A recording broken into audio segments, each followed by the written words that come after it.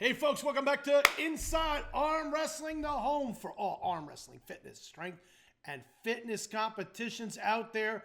Today is the week of May 6th. Hopefully you guys had a great Cinco de Mayo. I don't know really how well a Sunday Cinco de Mayo goes over, but I do know watching the internet that the 4th with the boxing match with Canelo, it seemed to be rocking and rolling when it came to people out there partying and just living it up. So hopefully you had a great weekend, folks.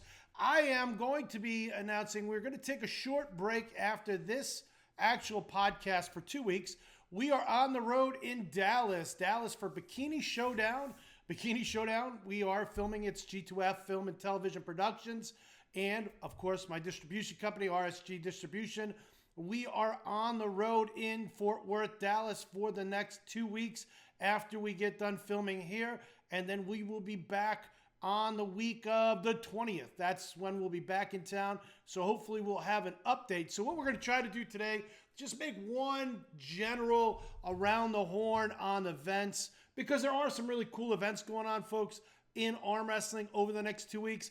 So I thought I would go around. I've got 6 of them kind of isolated out, which I think are worth talking about. There's probably more than 6 out there. However, you know what? We only have so much amount of time, and you know the things that come up on my feed are always the things that I like to talk about. So without further ado, folks, let's kind of take a look. And the first thing that I wanted to go around the horn, which actually I thought was an interesting, not an event post, but going on East versus West one day ago, they posted the first match for Levan and Devon.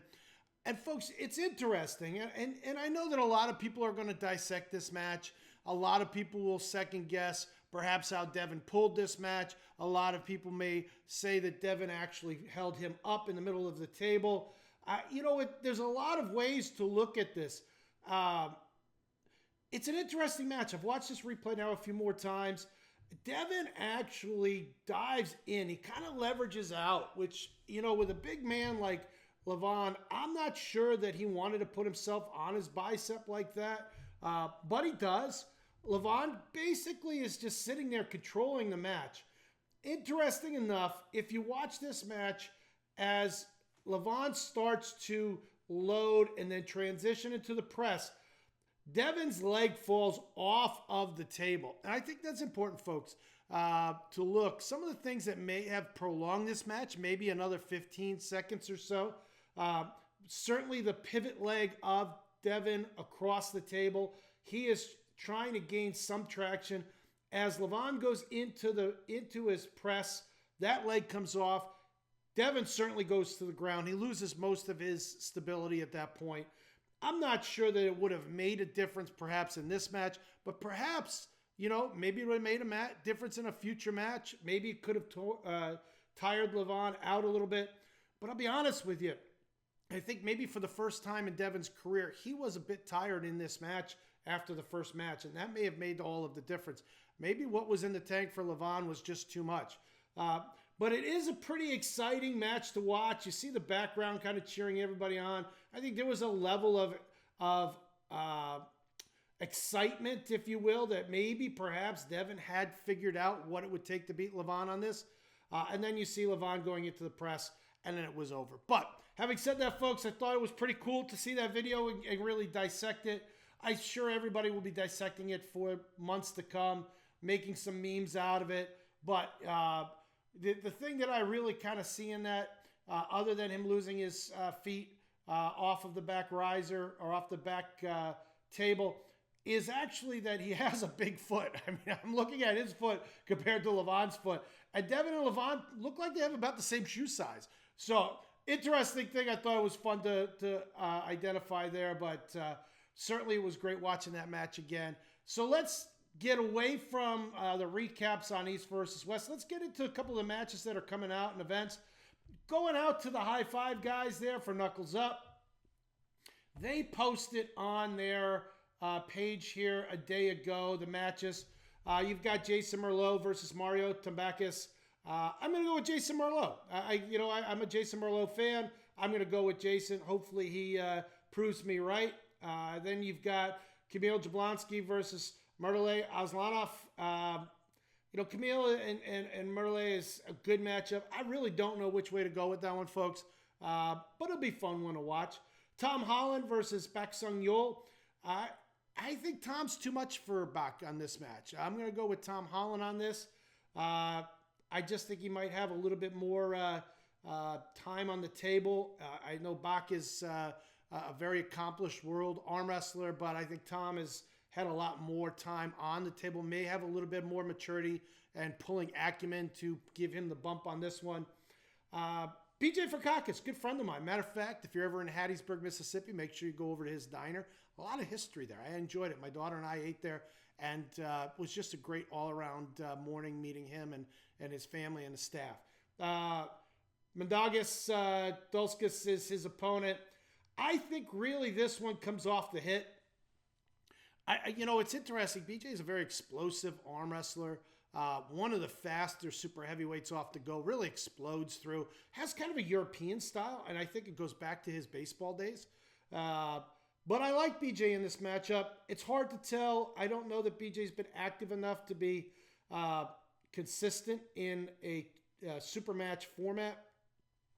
And what I'm trying to get at is a lot of times when guys aren't being consistent in their matches, sometimes they lose a little bit of that table acumen and aren't able to adjust. I'm not quite sure where this match will go.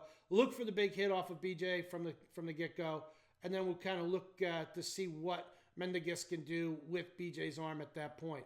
You've got a couple other matches in there. Danielle Evanson versus Nadia Wilczynski. You've got Toshiyuko Shishido versus Ji Hyun Min. The match that I really like, that I think is going to put this young man on the map, Roger Learn versus John Thompson. I really think Roger is the favorite in this. I hate to call out the unsuspected underdog. I think a lot of people think John is going to actually win this, but I think Roger is really the under the radar underdog on this one, who's actually probably the superior puller at this point. I'm going to go with Roger on this one. And then, of course, Wayne Withers versus Mega Mike. Two great guys. Got to go with the hometown guy and Mega Mike. But, Wayne's hand is super strong. So, definitely a great event to watch. I'm looking at their flyer real close here, folks. Obviously, it's May 11th, this coming weekend in Fort Lee, the Barrymore Film Center. I'm looking for the link. If you go to the page, I'm sure it's there somewhere, folks. I just can't see it. Let's see. They don't list the link, but there it is. It's in the link tree in the profile. If you want to pay for the pay-per-view, certainly go out and pay for it. It'll be a great matchup. Unfortunately, I'll be filming that weekend, but I wish everybody good luck there. Moving around, we're going to shoot over to Facebook. There's a couple of events on Facebook that I think are worth talking about. You've got the Saturday, May 18th, Jason Vale Memorial. That is a strap match. That is all strap, guys. You are going to the strap to start, and you will be in the strap to finish. That is being held by Empire Arms, Steve Black and Mike Bisman. That's at the UFC gym on Long Island, North New Hyde Park in New York on the island. Says 2020 Jericho Turnpike. So if you guys are on the island, certainly jump into that. The Memorial Tournament is always a big thank you to some of these pullers that got the sport recognized a long time ago and did a lot for the sport.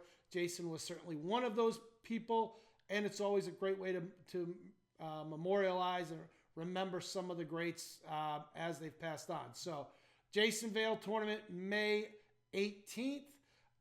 Also on May 18th, you have the Atlantic Northeast Regional Championship, the War on the Shore. This is a Sean Hancock event. It is at the Showboat Hotel on the boardwalk. It is a PAL USA sanctioned. It is in coordination with Team New Jersey Arm Wrestling and 98% Arm Wrestling. In his description, the venue for booking hotels, there is a group attendee code for you to look at. It is a beachside venue on the Atlantic City Boardwalk. Bring the entire family. It says $50 entry fees. And they do have a lot of different weight classes, folks. One of the things that you'll find with Sean and Boom Productions, they do run a lot of weight classes, which is really a great way for you to get involved and pull multiple weight classes and get a lot of different time on the table. The ladies have a 38, 54, 70, and 71 plus. Masters have 190, 230, and 231 plus. And the Opens men as 55, 72, 190, 210, 230, 260, and 261 plus. So if you're somewhere in the 209 class, you could definitely pull 4 pros. Hey, listen, if you were Rez Zadrakian and you make 172, you can pull 6 pro classes. But there is a lot of classes out there, open and amateur. They also have an Ultra Grandmaster Open for 70 and older. So great way to kick off the following weekend, our 2 big events in the Northeast. And then if you look in Tennessee that same weekend, you've got the Big Orange Bash 2, the North American Women Invitational. That is the Lorraine Jenkins event. It is being held in Oak Ridge, Tennessee at the ArmVets Post, Oak Ridge, Tennessee. It is Big Orange, Bash 2, Beast Mode Arm Wrestling presents. Certainly a definite good amount of weight classes in there. 54, 76, 98, 220, 242, and 242 and over. For the women's classes, actually it's just it's their round robin tournament, so the Invitational doesn't have a women's tournament in there. The tournament is the Invitational. It is an invite only for that. That is May 17th as well. And last, folks, May 17th is a really big weekend in terms of arm wrestling and such. You've got the 2024 Freedom Pull Nevada State Arm Wrestling Championships, Ultimate Arm Wrestling League, folks. Bill Collins and Collins family bringing you a great event from the Barley Sports Bar in Hawthorne, Nevada. There is quite a bit of money given away for this tournament. Bill, in normal fashion, has quite a bit of weight classes, a 65 and 85, a 205, a 232, and a 233 plus. So actually, I think Bill's kind of changed that a little bit.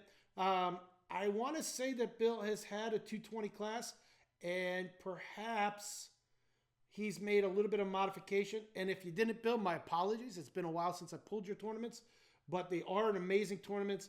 The weight classes, though, are spaced out every 20 pounds, starting at 65, and actually it's a very good spread. They have a Masters that's 65, 205, and 206 plus. Ladies has a 54 and 55 plus. Weigh-ins on Friday night and then Saturday morning. Typical UAL weigh-in timelines. They've got a competition Friday night at 7 and then Saturday at 2. Friday night is the amateurs. The pros are Saturday. So there's a lot of arm wrestling here coming up in 2 weeks, guys. A couple of events next week as well. It's a great time for arm wrestling. Certainly there's a lot of competition out there for you to get involved in. One of the things that I think people are starting to see is with consistencies of tournaments and promotions, you're going to find a great product out there no matter what area you're in. And it's really important, guys, that you support the guys that are continually putting out really good promotions. And guys, really good promotions doesn't mean that you're always going to make money at them. Really good promotions have, a real high level of refereeing, a caliber event, a timeline they're trying to achieve, and they really put the event out there in order to get it promoted and really to grow the sport in itself. So all of those guys out there, plus I'm sure there's more. I only have a certain amount of time that I could do this, but if you do have events and you'd like for us to highlight them on Inside Arm Wrestling, best way for you to do is to drop me a DM. And, the next time we have a podcast, we can put it out there, talk about your event. Send us your results. I think that's important too. We want to talk about results as they come in. And certainly as we do, we want to highlight some of those arm wrestlers and talk about them. Really getting that name out there for everybody individually and as a group. So as always, folks, it's been another pleasure. Inside Arm Wrestling. I will be gone for the next 2 weeks. We'll show some repeats, best ofs. I don't know. We'll have Anthony put something together for you. And start to look for us on Spotify, guys. If you're a Spotifyer, we are going to have our podcasts and audio only sent over to Spotify coming up soon. Shortly, I wanted to say. shortly and soon, kind of synonymous there. And we're going to get them out there. So if you're in your car and you want to listen to the podcast, it'll also be out there. Just more reach, folks. That's what we're trying to get at. So again, Inside Arm Wrestling. Remember to train hard, live smart, and be safe. As always, guys, Gregg Sharp will see you at the other side of Bikini Showdown on the week of May 20th. Have an amazing 2 weeks. Folks, if you like these stories and you want to see more, please hit the like button and subscribe to our page. Also hit the notification bell underneath the video so that way you're notified every time a new video comes out. And if you're on social media, specifically Instagram, go to the World Series of Arm Wrestling Instagram page. Please follow it. We'll try to follow you back, but it'll keep you up to date with all of the news and events in the world of arm wrestling.